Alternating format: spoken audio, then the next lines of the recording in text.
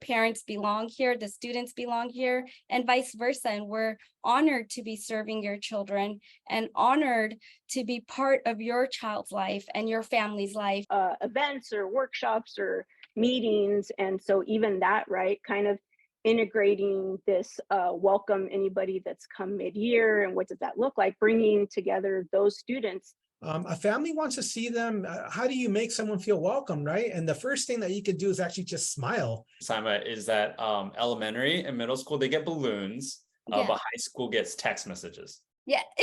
Okay, no balloons for high schoolers. Okay, I got it.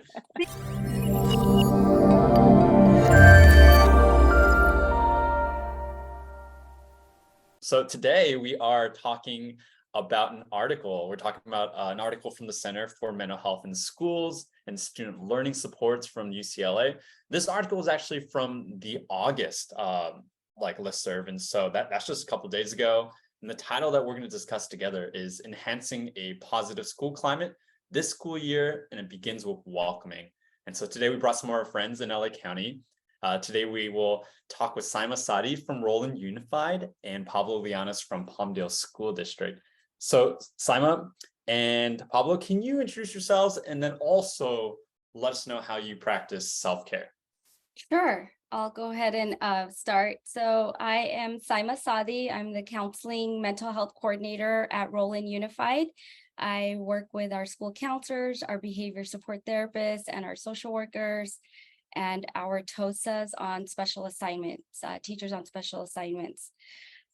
So one of the questions of practicing self-care, I believe this really became important for all of us after the pandemic. And one of the things I do is I take the weekends to let it be the weekend. So Friday night, we consciously try to get out to dinner, do something, and Saturday do something, whether it's the beach or something, hiking or something, just being out, getting outside of the house, and just appreciating the time that we are here and being present. We keep looking forward and then we miss this current time. So that's been my self-care, is focusing on right now and being present mentally. And it's really helped.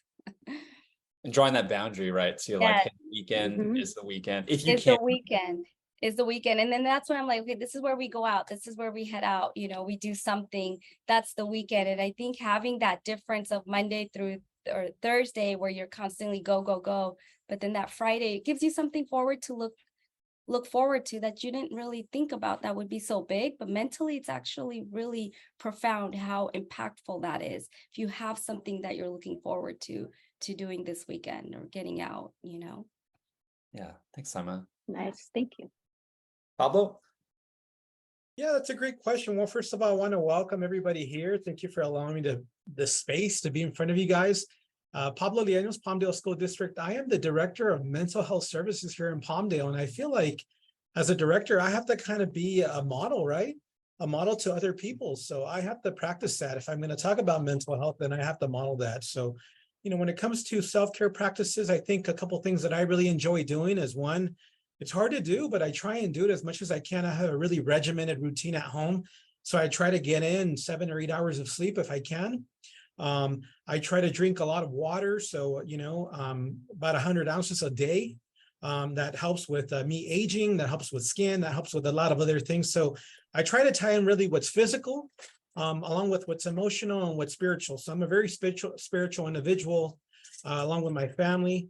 I do listen to a variety of different podcasts that inspire me to do better and that make me grow each day. So on the way to work, sometimes I'll listen to podcasts, a variety of different ones, tied to sleep care, finances, all these other things that I would listen to. So I have 3 or 4 preferred ones. I also, believe it or not, there's a lot of self-talk, right?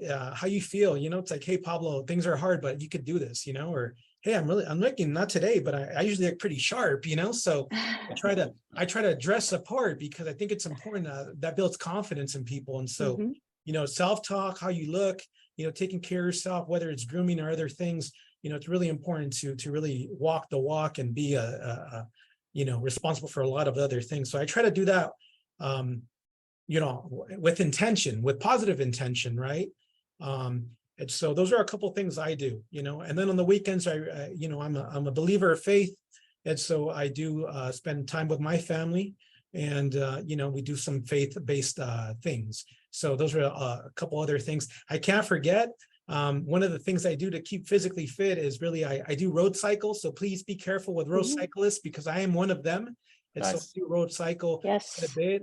I'm very proud to say that I've ridden over 2,000 miles this year. And so that's not an easy task, but that's something that I bring joy. And that's my me time, because, we all need it. Yeah. Awesome. Thank you. Well, I'm Anna Heinbuch, coordinator 2 here in the mental health and school counseling unit. I support the school counselors in LA County. And this year, I've really taken on that task of being intentional, very much like Saima and Pablo have mentioned, just really focusing on health. I've taken on strength training, which is not something that I've ever done, ever. So in my adult life, I started that, and it's really changed a lot of just this physical aspect of being healthy, not, losing weight or anything like that, but just staying healthy, maintaining my health.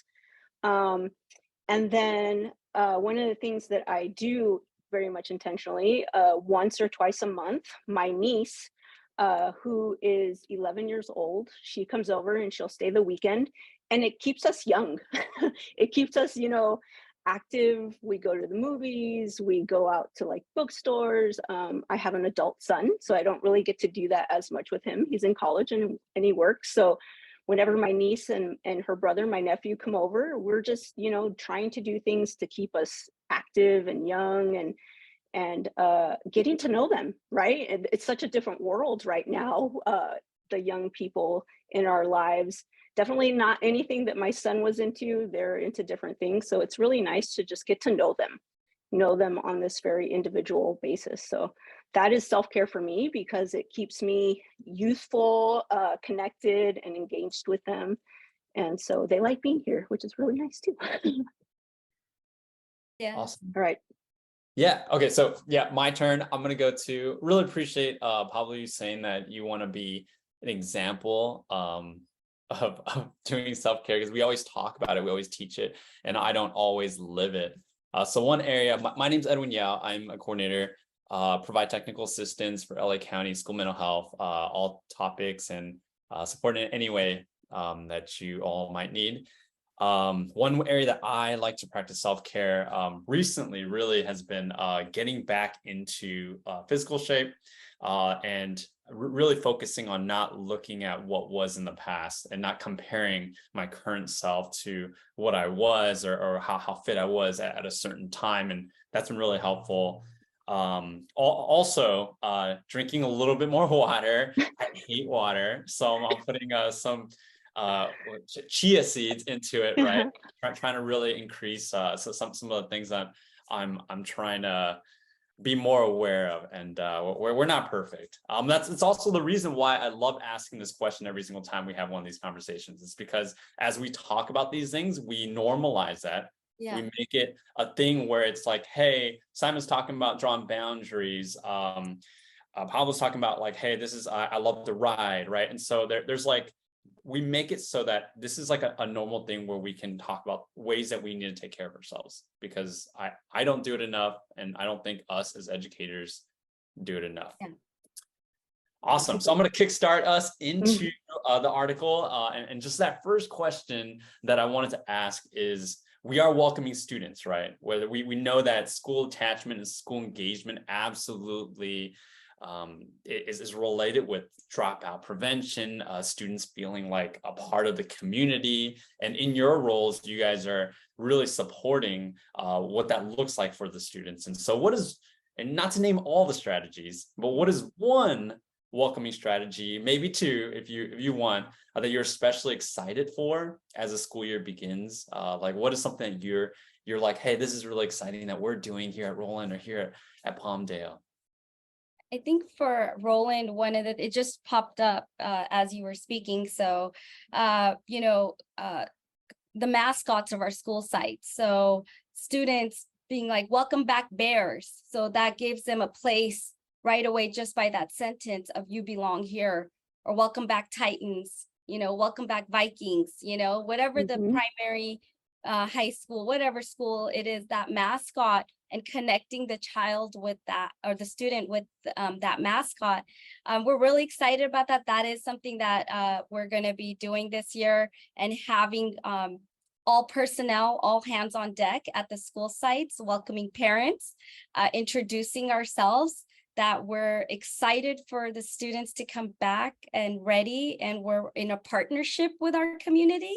Parents belong here, the students belong here, and vice versa. And we're honored to be serving your children, and honored to be part of your child's life and your family's life, and taking that dialogue to where it's a privilege. And we're thankful to be serving you in that capacity, to allowing us to be in your students and your child's life.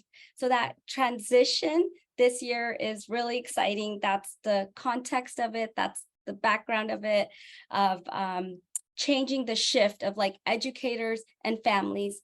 No, we're thankful that we are able to serve you and your family in this capacity, where your child is coming onto our school campuses. You're trusting us, our district, and providing, mental health services, academic services, nutrition, and the support, and the district being really hands on deck and being present for the first 2-3 weeks, and really showing families that we are really, really excited that our students are coming back, and we want to welcome them happily and excitedly. Awesome. Awesome. What about you guys, Pablo? Yes, I think that's a great question. In Palmdale, we do service 30 schools and 18,000 students. So we have students that are very young up to high school age kids now. And so our superintendent actually put together a video that welcomes all of our families, and that includes all of our departments. My department is part of the Special Education and Student Services Department. I'm one of 4 directors, and it has a variety of other departments that welcomes families in a professional way. So we hired a videographer. It's not just my cell phone who's recording myself and sending out these messages. It's a professional Mhm. videographer who's welcoming families, from the district level, and it goes out on Parent Square. And then at sites, we already started school in Palmdale. So today is day 2 in Palmdale School District. And so we were at sites yesterday morning and today. Wow. As district, I'm a district administrator, so we were at sites welcoming families. And what's really important is that I think a family wants to see them. How do you make someone feel welcome, right? And the first thing that you could do is actually just smile. We do believe in capturing kids' hearts, and so if you're familiar with that, we practice that, with intention. And so we try to smile and say, "Hey, good morning, welcome back. It's great to see you guys. Great to see the parents. Great to see students at a variety of our different sites." We put balloons up, we red carpets, a variety of other things. So those are a couple of things that we did in the video, and just really helping students feel welcome at sites, with just a smile on people's faces, opposed to, "Oh, here we go," into the school. So that's the way we started school. And so far, day 2 has been very good. So I'm excited for this next school year. No, I love that. I think that a lot of times we don't, like, the smile is not on the list, right? It's not on our Right. list. Sometimes it's the intangibles, right? Where Mhm. when Saima was talking about, hey, like, it's a joy to be able to serve your family. Thank you for trusting us, right? There are those conversations that don't make the list, right?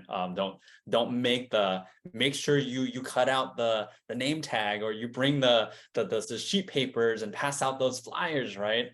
But Pablo, I'm gonna ask for you to what if it's okay with your team, maybe we can share just the welcome video with the rest of our just the people that are watching this or receiving this. That way they can get an example, maybe, and maybe hire the same videographer, or just get that idea too.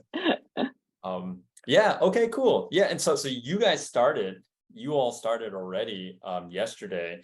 And I know a lot of districts are starting next week, and maybe some even in the middle of August. Are there any from this list of both of you, and Anna too as well, like that you were like, hey, this is something that I've seen work, or this is something that I feel like it's just like, we don't do that one because we tried that one before? I was thinking back to when I was a assistant principal, right? And really wanting, like both Saima and Pablo mentioned, to be intentional with that time and who's out in front of the school welcoming our students. For me, it was really important for my front office staff to be out there, even if I had to close the office down for 10-15 minutes, but giving them that time to be out in front, introducing themselves, asking students to introduce themselves, like, hi, I'm Miss Clark from the front office. What's your name? Just so you know, if you need anything, go through that door and you'll find me. It was just really important for me to be able to have that, for kids to have access to those staff members so that they're not just the staff members behind the desk, right? Behind the desk in the front office. And so really giving them just the ability to take advantage of that moment of kids walking up to the school on the first day and seeing what that looks like versus it being from the office. So I think it's a strategy. These are strategies not just for our students and our kids and our families, but it's also for the adults in the school, right? To give them that opportunity to connect, to engage with parents, with families, or caretakers, or the person that drops off our students every day. So I think it's really important to just give them that moment of just to enjoy it as well. Yeah. So to just both our guests' points, I mean, the little things, right? Sometimes it is the little things. You forget that the excitement that comes along on the first day of school, or apprehension and anxiety also. So that smile can really kind of soften a lot of and ease a lot of the anxiety of the first day as well.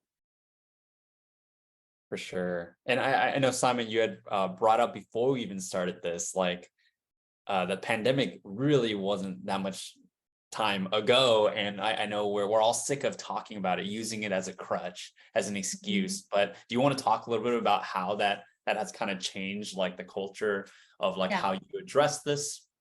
Yeah.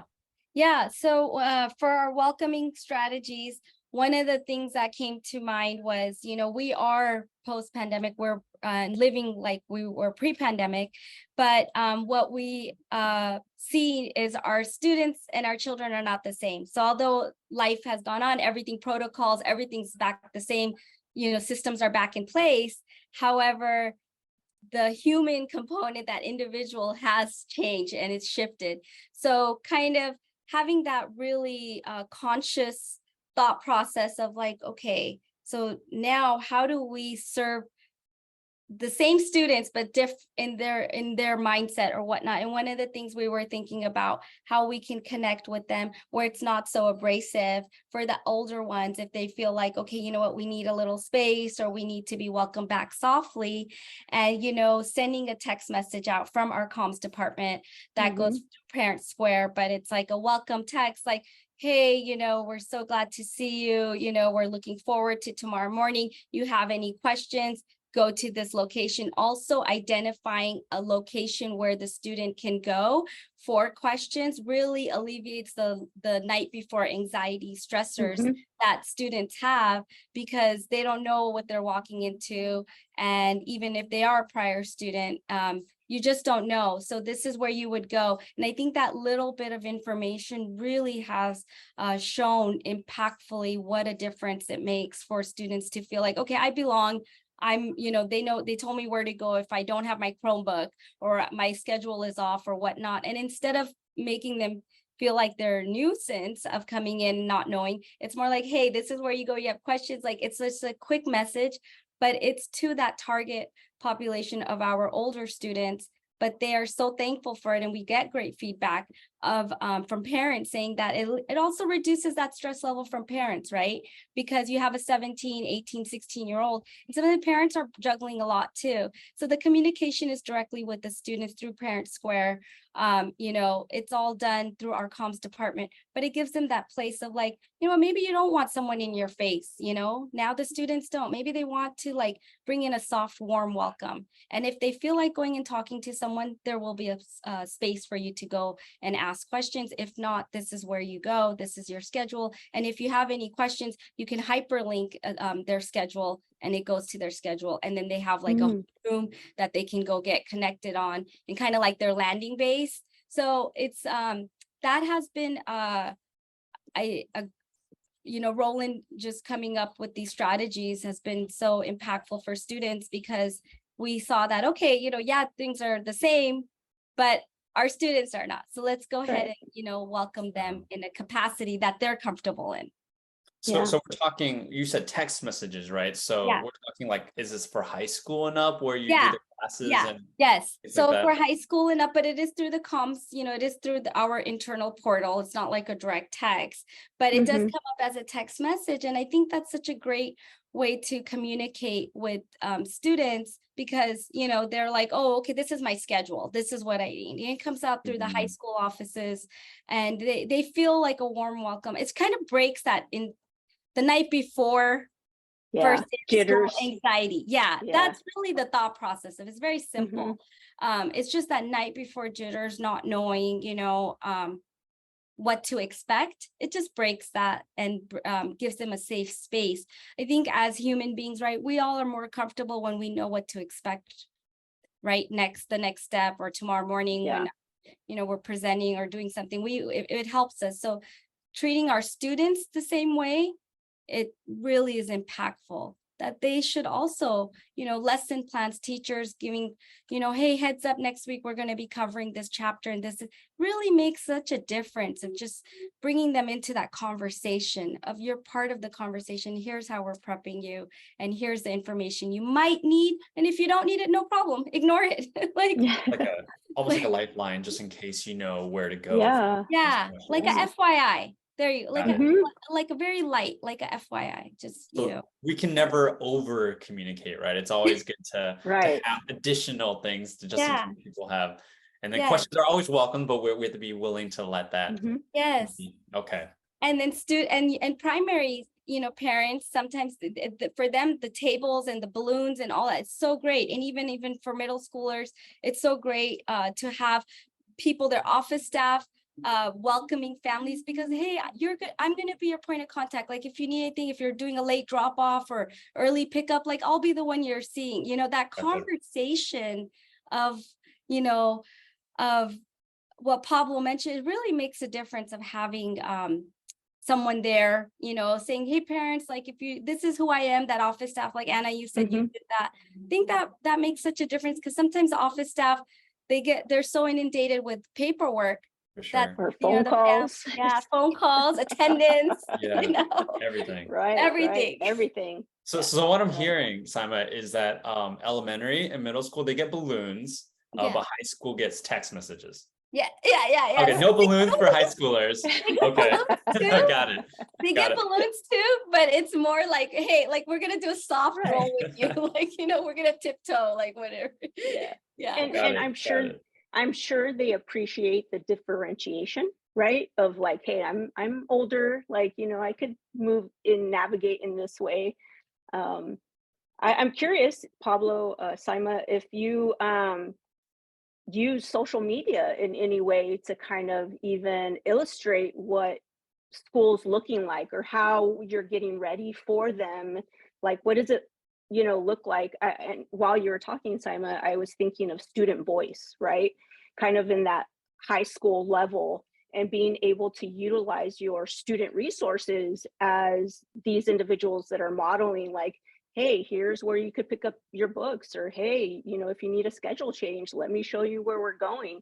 So I'm just curious, Pablo, I know you have, a communications department there at Palmdale. So if that's something, Instagram right now, our Instagram is popping. So I just feel like, and I've seen so many student organizations, or even high schools, middle schools, really using that to engage parent buy-in, and just have to put out the word, of what's going on.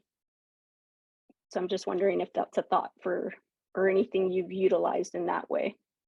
Yeah, so on my end, we're strong believers of social media. We don't use all the social media platforms. We are currently using what used to be called Twitter, now it's X, right? Yeah. So we do tweet quite a bit, or we do communicate with our Twitter per our really cabinet and our superintendent.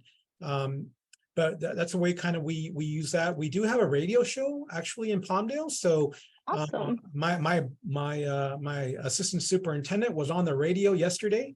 It's an AM bilingual radio show that we consult with, and so we do that year round to welcome our parents on the AM station if they want to join us live, in the morning. So different departments do that. And so, yeah, we do a variety of different things tied to Twitter. And then of course, we do have our professional like videographer. And I shared some examples with Dr. Yau to know that people are welcome in the Palmdale School District. And, I think we've done a really good job to really say that in Palmdale, we have a little bit of decline in enrollment, but Palmdale is not a community that we have thousands and thousands of kids leaving us. We're actually only 30 or 40 kids short right now. And we're getting, we'll probably be positive by the end of next week because kids are getting realized that maybe we started a little earlier than other school districts. So, we don't lose students. And part of it is because the way we market our schools are very, very clean. They're beautiful schools. Palmdale is a very, it's not really how we welcome and what we do, So one of the first things I did is I walked around the school. Yes, we had a table out. Yes, we welcome our parents with smiles, but I also took a perimeter walk at one of the schools, and I purposely went to that school because that school is located in central Palmdale on the special street, right? And so sometimes we have schools located in the heart of your community and that special street that everybody seems to know about. You kind of want to look at maybe what's across the street on a wall or what's on the floor or what's stuff like that. So it's one of those things that our superintendent does pay attention to. We like to keep our schools clean. And so that always automatically helps, a family feel like more welcome. It's like, oh, the school looks nice. It's clean. It's taken care of and that kind of a thing. I know the question is kind of geared what we do for students. We talk about balloons and welcoming them, red carpets and giving them, a little tap on the back and high, fist bumps and stuff like that. But I want to make sure that we also take care of our staff because that's a big thing too. And I think that's going to change. I work hand in hand with LACOE and the E's department over there, especially to Dr. Emily Hernandez, who helps us. We'll let her know. Shout out. Yes, but I want to say this, just I had a self-care workshop. We provided a 4-day training to our classified staff members just last week, and I was part of that. We had a mental health day, and what I told them, as part of what I told them, is really, you can't pour from an empty cup. So take care of yourself first.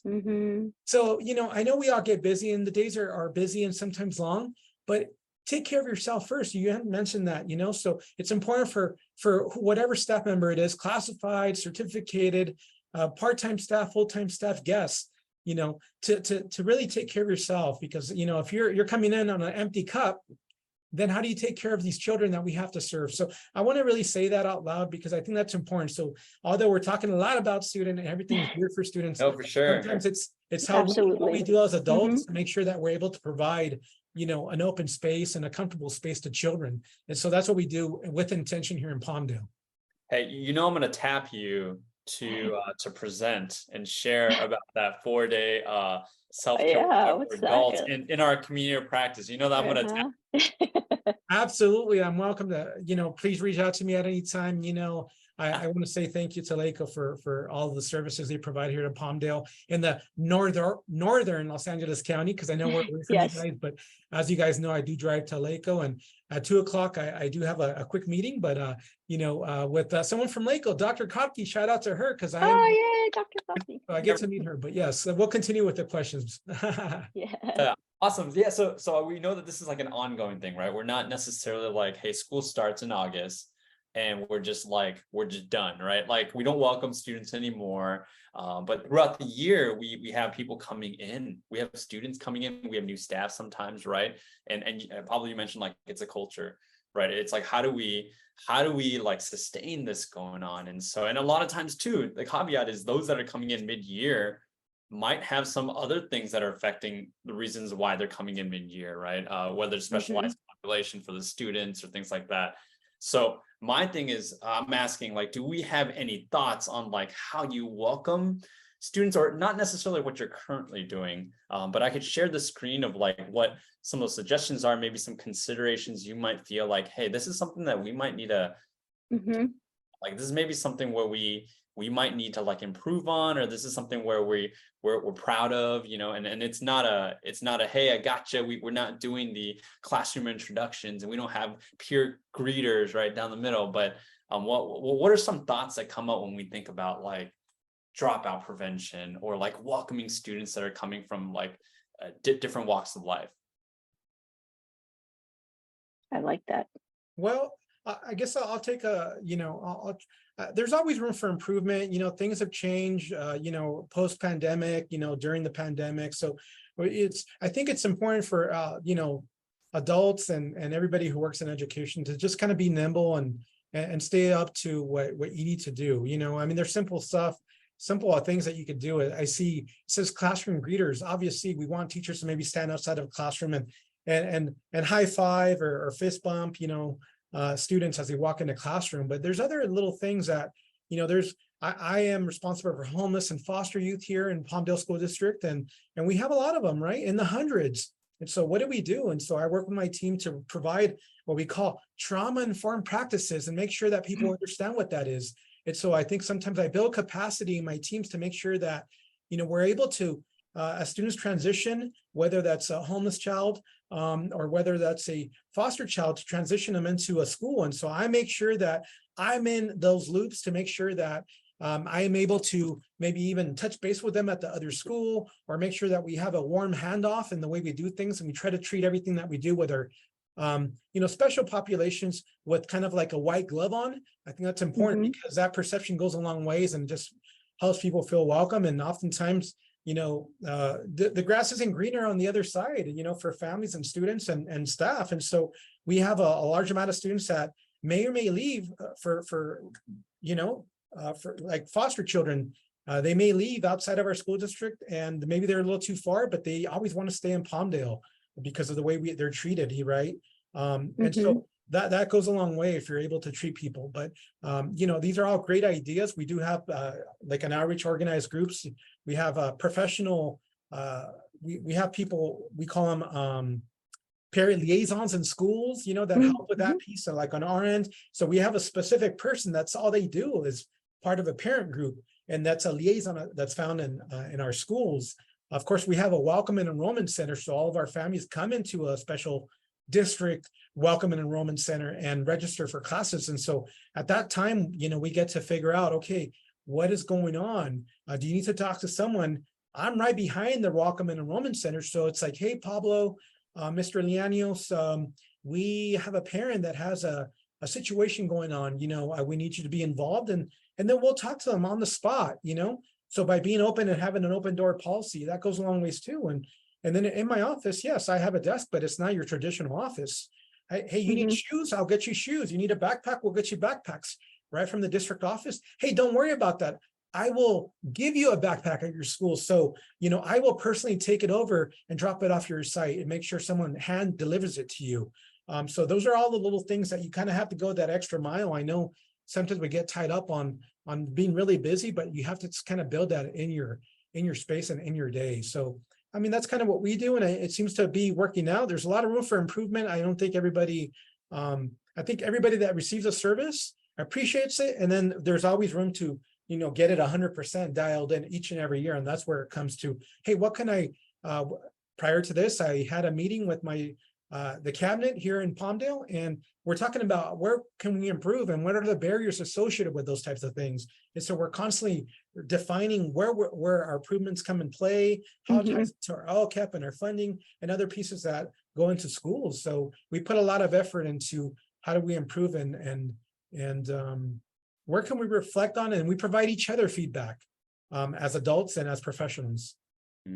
Yeah, that's great to hear. Like, how does the system move together to kind of, like, at one site we do this really, really well, but what about this site? Like, is there some type of thing that we do well every year, kind of question? We mapped it out, strengths and barriers. And so we talked about, how do we create accountability in each other, and how do we help our teachers and staff, certificate and classified staff in there, and then what do we do with our special groups, because they have different maybe we're talking about assets-based items, right? That's what we call it here in Palmdale. And so, you know, so I'm That's happy. I'm great. really excited to get our school year started, and day 2 is here. So we're So excited. You guys are Awesome. Yes. so busy right now. Thank you for part of our conversation right here. Simon, do you want to add anything you're like specifically like excited for as far as like this is what we do for new students or in the middle of the year? I think it's pretty much the you know, having partnering them with another student, same grade level, bringing that support in, showing them around campus for the students. And then also this is like, you know, our assistant principal, this is your principal, like just having that introduction when the students do start. So they kind of know where the supports as a counselor, this is a VSA. So they know where they feel welcomed and there's adults there to support and help if they need it more at a local level. And I think the peer support is one thing that I see that kids really feel like, oh, at least there's someone who is helping me. And usually the peer volunteers are like the initiators. They're the ones who they step up to help others. They have this innate ability, these students, and they have this characteristic of like, they're able to identify a need or support that students need without being asked. So naturally these kids, you know, whether it's AVID or student leadership or, you know, any of these things, if they're part of any of these groups, or if not, they see a student being enrolled, oh, can I take them around and show them around where the restrooms are, even simple things, you know, where homeroom is and things like that. It really helps the students feel like do a soft welcome. I was going to ask if you said it was student leadership, so like an ASB group or AVID. AVID, ASB, even at the school sites, you know, at the primary, it's called student leadership group, you know, and it's open to all. They're not selected by anyone. And that's another thing that, you know, is great because that message is like, you all are leaders. Right? Like you all have that capacity. And if you want to step up and support or identify, you know, then you're welcome to join. And so that's pretty much the mid-year one. And then of course it goes on to like if they're newcomers, migrant population or any of those, then it goes into different levels of supports and partnering with our foster youth homeless counselors. If that's, you know, if that's what they're identified as EL counselors, because then that's another layer of supports as well. But that's at the adult level. But I was thinking like at the student level, that peer partnership, they just feel like, oh, okay, at least I have someone. And usually they'll exchange numbers. And like, okay, or what's your, not numbers, actually Instagram handles, and they'll change that and they'll be like, what's yours? And then that way that new student kind of is like, okay, I can message you if I, you know, if I need anything or I get, you know, confused. But by day 3 or 4, they're up and running and, you know. That's great. I had a thought like just, you know, our first school counselors that follow the ASCA national model, we have our annual calendar where we put down, you know, these ongoing kind of events or workshops or meetings. And so even that, right, kind of integrating this welcome anybody that's come mid-year and what does that look like, bringing together those students, especially schools that may have that high traffic of, you know, students coming back and forth or going from one school to another. I think it's really important to be able to give them that space so that they know that they're not the only student in that whole school that may be experiencing these, you know, kind of going back and forth. So I feel like that even the thought of that looks really nice to be able to have that inclusivity and access to even just that support or who am I looking for when I need support, right? So just a thought that kind of came to me right now. I just wanted to share a couple other programs that are intentionally putting the students together during the school day, not after hours, not on weekends, during the school day where they get pulled. Great. You know, I have some VAPA related programs that are tied to foster and homeless youth, visual and performing arts, if you're not sure what that stands for, you know, that kind of help with the students, you know.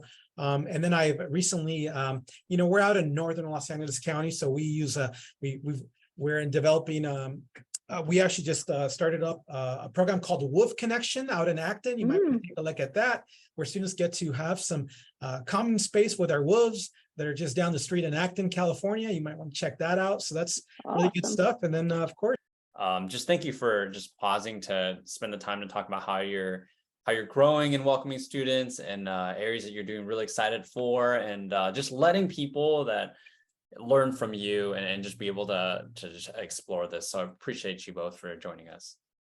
and thank you for the time, everybody. Have a great day and rest of the year. Thank you, everyone. Thank you. Thank you.